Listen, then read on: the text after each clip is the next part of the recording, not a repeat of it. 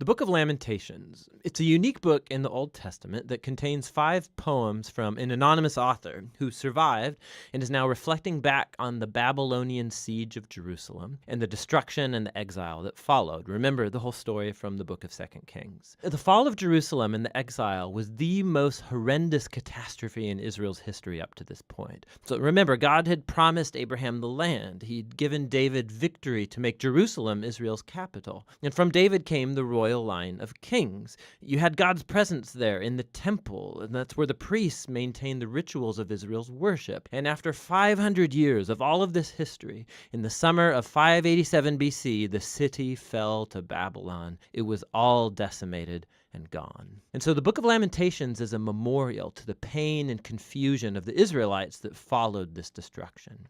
Now, the lament poems found here are not unique in the Bible. There's lots of them in the book of Psalms. And these biblical poems of lament, they do a number of things. They're a form of protest. They're a way of drawing everybody's attention, including God's attention, to the horrible things that happen in this world that should not be tolerated. They're a way of processing emotion. So in these poems, God's people vent their anger and dismay at the ruin caused by people's sin and selfishness. And these poems are a place to voice confusion.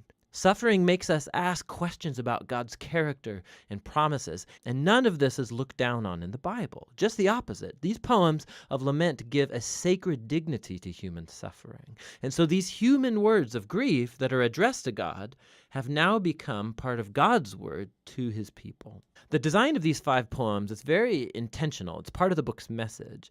So chapters 1 through 4 are called acrostics, which means alphabet poems.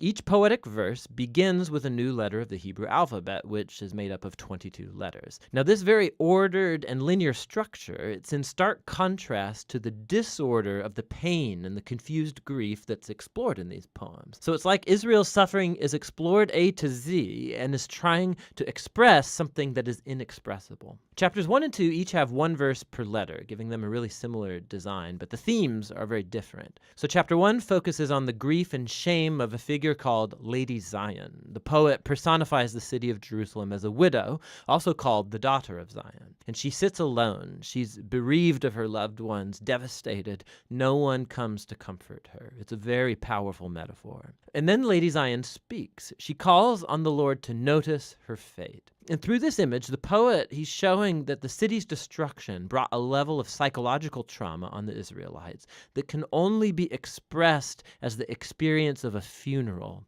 and the death of a loved one. Chapter 2 focuses on the fall of Jerusalem and how it was a consequence of Israel's sin and was brought about by God's wrath, which is a key word in this poem. Now, it's important to remember that in the Bible, God's wrath is not spontaneous, volatile anger.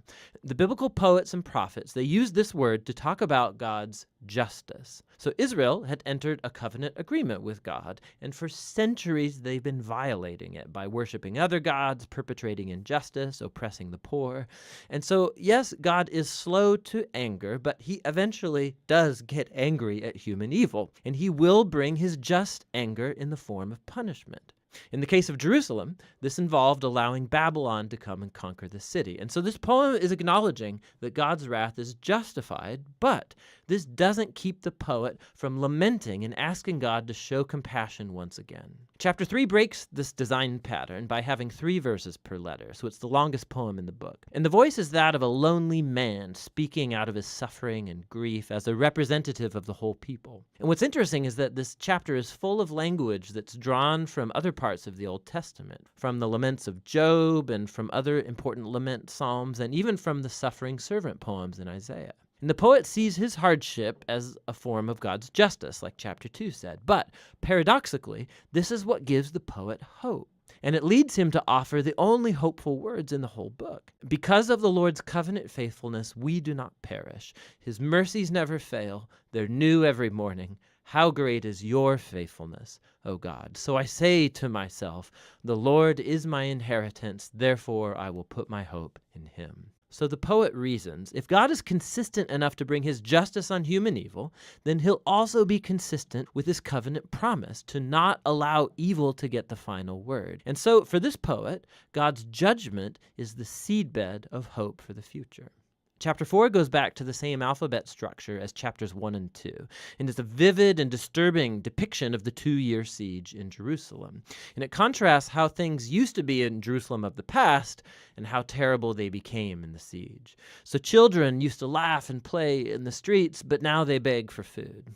The wealthy used to eat lavish meals, but now they eat whatever they can find in the dirt. And the royal leaders used to be full of splendor, but now they're famished and dirty and unrecognizable. And the anointed king from the line of David has been captured and dragged away. So the poem's power comes from the shock of these contrasts, and it's exploring the depth of the suffering that Israel brought on itself. Now, the final poem is unique because it breaks the design pattern. It's the same length as all of the other alphabet poems, but the alphabet order is gone. It's like the poet can't hold it together anymore, and his grief has exploded back into chaos. The poem is a communal prayer for God's mercy.